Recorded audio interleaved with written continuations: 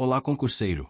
Seja bem-vindo ao canal da Astro Educa. Hoje vamos estudar ciência de dados com foco em conteúdos clássicos de prova, aprendizado supervisionado e não supervisionado, redes neurais e visão computacional, séries temporais e engenharia de dados com SQL e Data Warehouse, Big Data com Adobe e Spark, fundamentos matemáticos e estatísticos. E a parte que tem crescido muito em concursos e projetos reais, estatística espacial, amostragem georreferenciada, análise geoespacial em SIG, machine learning aplicado a dados espaciais e imagens ao longo do tempo. Vamos começar pelo aprendizado supervisionado, que é quando você tem dados com entrada e uma resposta conhecida, e o algoritmo aprende um padrão para prever essa resposta em novos casos. Isso serve tanto para classificação, como prever categoria, quanto para regressão, como prever valor numérico. O que a banca cobra aqui não é decorar nome de algoritmo, é entender a lógica e o ciclo completo, preparar dados, treinar, validar, avaliar e evitar erro de generalização. Algoritmos supervisionados comuns incluem regressão linear e logística, árvores de decisão, random forest, gradient boosting, SVM e KNN. A escolha depende de tamanho do dado, linearidade, ruído, interpretabilidade e custo de erro. Métricas de avaliação são o núcleo para você dizer se o modelo é bom. Em classificação, você precisa pensar em acurácia, mas também em precisão, revocação, F1 e AUC, porque a acurácia engana quando as classes são desbalanceadas.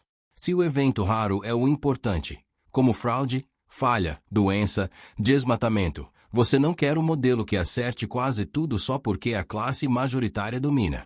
Em regressão, caem métricas como erro absoluto médio, erro quadrático médio e R ao quadrado. E a leitura correta é comparar modelos por erro e robustez, não só por R ao quadrado alto.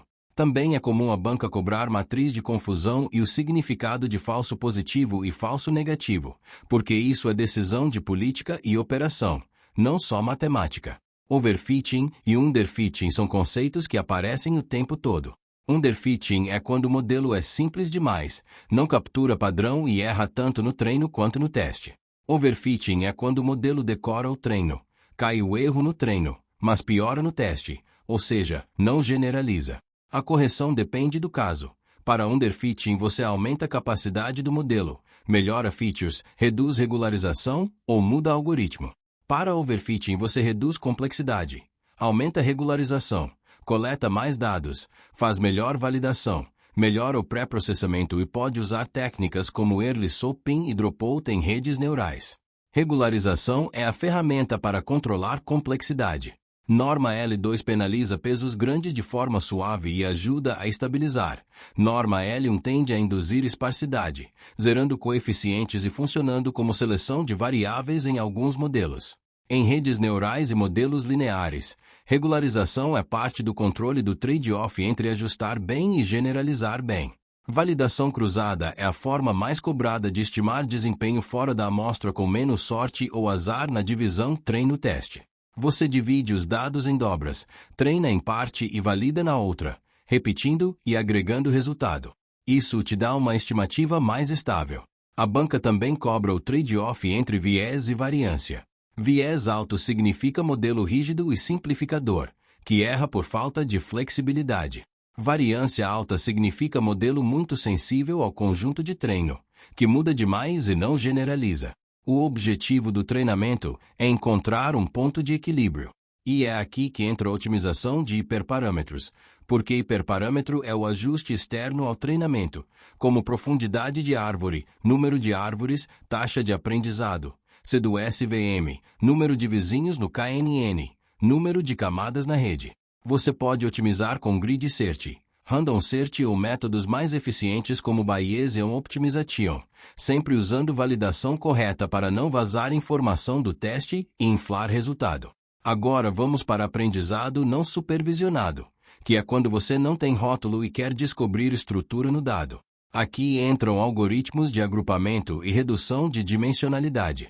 O CAMIS é o clustering mais conhecido, mas tem limitações. Assume clusters mais esféricos e exige escolher que a mistura de gaussianas é uma alternativa probabilística, em que você modela os dados como combinação de distribuições normais e obtém probabilidade de pertencimento, o que é útil quando há sobreposição e incerteza.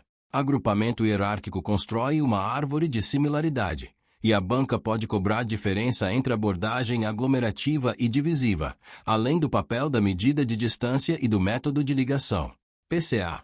Análise de componentes principais. Cai muito porque é uma redução de dimensionalidade que transforma variáveis correlacionadas em componentes ortogonais que explicam a maior variância possível. Em prova, cuidado com a interpretação. PCA não descobre causas, ele reorganiza variância. Você usa PCA para compressão, visualização e redução de ruído, mas precisa padronizar variáveis quando estão em escalas diferentes. E regras de associação aparecem quando o objetivo é achar co-ocorrências do tipo se acontece A, frequentemente acontece B. Muito usado em análise de cesta, padrões de resposta e comportamento. Aqui caem conceitos como suporte, confiança e lift, e a leitura correta é que lift acima de uma indica associação positiva acima do esperado por acaso. Agora redes neurais artificiais. O básico é entender que uma rede neural é um modelo composto por camadas de neurônios com pesos e vieses, que aplicam uma combinação linear e passam por uma função de ativação. Funções de ativação clássicas incluem sigmoide e tam, e nas redes modernas a ReLU e variações dominam porque ajudam no problema de gradientes. O treinamento é feito por otimização, minimizando uma função de perda via método do gradiente. Gradiente descendente puro usa o conjunto inteiro por iteração. Gradiente estocástico usa amostras ou mini-batches e costuma ser mais eficiente. Backpropagation é o algoritmo que calcula gradientes na rede usando regra da cadeia, propagando o erro da saída para camadas anteriores. Inicialização de pesos importa porque inicialização ruim pode causar explosão ou desaparecimento do gradiente. Vanishing gradients é quando o gradiente fica muito pequeno nas camadas iniciais e a rede não aprende bem, mais comum com ativação saturante e redes profundas. ReLU ajuda, e também ajudam inicializações adequadas e normalizações. Dropout é desligar aleatoriamente neurônios durante treino para reduzir coadaptação e overfitting. Early stopping é parar o treino quando a validação para de melhorar, evitando overfitting por treinamento excessivo. E novamente entram L1 e L2 como penalizações nos pesos. Redes neurais convolucionais e recorrentes são específicas por tipo de dado. CNN é feita para dados com estrutura espacial, como imagem, usando convoluções para capturar padrões locais e hierárquicos, como bordas, texturas e objetos. RNN é feita para sequência, como texto e séries temporais, porque tem memória de estados anteriores. Em versões mais robustas, aparecem arquiteturas como LSTM e GRU para lidar melhor com dependências longas e reduzir problemas de gradiente. Em prova, o importante é saber quando usar. CNN para visão computacional, RNN para sequências, e hoje também modelos baseados em atenção aparecem, mas o edital costuma focar nessas duas famílias. Machine Learning aplicado é onde a banca quer maturidade. Não basta treinar modelo. Você precisa definir problema, escolher variável-alvo, preparar dados, tratar faltantes e outliers, codificar categóricas, normalizar quando necessário, evitar vazamento de dados, documentar pipeline, explicar modelo quando a aplicação exige transparência e monitorar desempenho após implantação, porque dados mudam ao longo do tempo e o modelo pode degradar. Visão computacional entra com 3 tarefas principais: classificação de imagens, detecção de objetos e segmentação. Classificação diz o que tem na imagem. Detecção localiza objetos com caixas delimitadoras. Segmentação identifica pixels por classe, e segmentação por instância separa objetos individuais. Em prova, pense em aplicação. Uso e cobertura da terra, identificação de estruturas, detecção de veículos, queimadas, mudanças em imagens, sempre exigindo validação e cuidado com viés de base de treinamento. Séries temporais trazem desafios próprios, dependência temporal, tendência, sazonalidade e quebras estruturais. Você precisa manipular datas, lidar com faltantes e outliers, visualizar e decompor a série, e principalmente separar treino e teste respeitando o tempo, porque validação aleatória pode gerar vazamento. Modelos vão desde abordagens simples como média móvel e suavização até modelos como ARIMA e regressões com variáveis exógenas, além de redes recorrentes quando há volume e complexidade. Em previsão, a banca cobra que você avalie erro fora da amostra e que intervalo de previsão é importante, porque previsão vem com incerteza. Agora a parte de dados e infraestrutura. Banco de dados, Data Warehouse, modelo entidade relacionamento e SQL. Modelo R descreve entidades, atributos e relacionamentos, com chaves primárias e estrangeiras. SQL tem linguagem de definição, para criar e alterar estruturas, e linguagem de manipulação, para consultar e atualizar dados. Em Data Warehouse, a modelagem multidimensional aparece como esquema estrela, com tabela fato no centro e dimensões ao redor, facilitando análise por tempo, região, categoria e outras dimensões. A banca cobra a lógica de analytics. Dados bem modelados evitam consultas lentas e inconsistências. A DOOP aparece como o ecossistema de Big Data. HDFS é o sistema de arquivos distribuído. MapReduce é o modelo clássico de processamento em lote. Yarn é o gerenciador de recursos e execução de tarefas no cluster.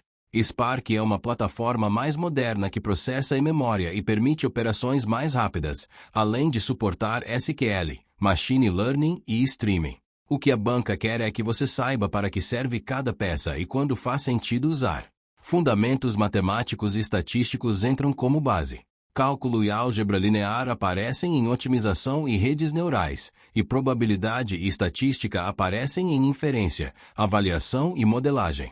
Você precisa entender distribuições discretas e contínuas, e também distribuições multidimensionais, porque em dados multivariados a matriz de covariância descreve variâncias e correlações entre variáveis. Covariância e correlação medem associação linear, e o coeficiente de Pearson é o padrão para correlação linear, lembrando sempre que correlação não implica causalidade. Inferência estatística cai com teorema do limite central, testes de hipótese e intervalos de confiança. O TLC explica por que médias amostrais tendem à normalidade sob condições gerais, suportando muitos testes. Teste de hipótese compara a hipótese nula com alternativa e usa nível de significância e p-valor. Intervalo de confiança da faixa plausível para o parâmetro. Estimador de máxima verossimilhança é um método de estimação que escolhe parâmetros que tornam os dados observados mais prováveis. Inferência bayesiana atualiza crenças combinando prior e verossimilhança, gerando posterior, e a banca costuma cobrar a ideia de atualização com evidência. Agora a parte espacial, que é cada vez mais presente.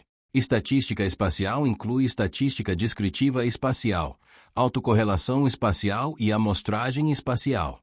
Autocorrelação espacial é a ideia de que observações próximas tendem a ser mais parecidas, e isso quebra a suposição de independência de muitos métodos tradicionais.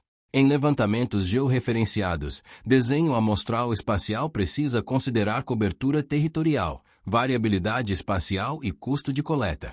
Não é só sortear pontos, é garantir representatividade e reduzir viés. Processamento e análise geoespacial incluem proximidade, sobreposição, interpolação, análise de redes e roteirização. Proximidade envolve buffers e distâncias. Sobreposição envolve interseção de camadas e análise de conflito, como o uso do solo sobre áreas de proteção. Interpolação espacial estima valores em locais sem medida a partir de pontos amostrados, como krigagem em contextos mais avançados. Análise de redes e roteirização são essenciais para logística e operação de campo, e otimização logística espacial busca minimizar custo e tempo respeitando restrições. Machine Learning e modelagem espacial fecham o conteúdo com aplicação direta. Modelos supervisionados e não supervisionados aplicados a dados espaciais e imagens. Validação espacial e previsão espacial. Validação espacial é crítica porque, se você treina e testa em pontos muito próximos, você superestima desempenho por autocorrelação. Então você precisa de estratégias como blocos espaciais, separação por regiões ou por tempo. Modelos de predição espacial podem estimar risco, probabilidade de evento e distribuição de classes no território. E detecção de mudanças com séries temporais de imagens é muito cobrada em monitoramento ambiental. Você compara padrões ao longo do tempo para identificar desmatamento, queimadas, expansão urbana e mudanças na agricultura, sempre com cuidado em alinhar imagens, corrigir a atmosfera quando aplicável, padronizar resolução e validar com referência. Se você entendeu essa aula, você já está no nível que a banca quer. Você sabe escolher modelo, avaliar corretamente, evitar overfitting, organizar dados com SQL e Data Warehouse, entender Big Data com Adobe e Spark e aplicar estatística e Machine Learning em contexto espacial e de imagem com validação adequada. Se quiser, na próxima aula eu monto um bloco prático de como a banca cobra, com mini cenários de escolha de métrica, validação cruzada, PCA versus clustering e validação espacial para mapas de uso e cobertura.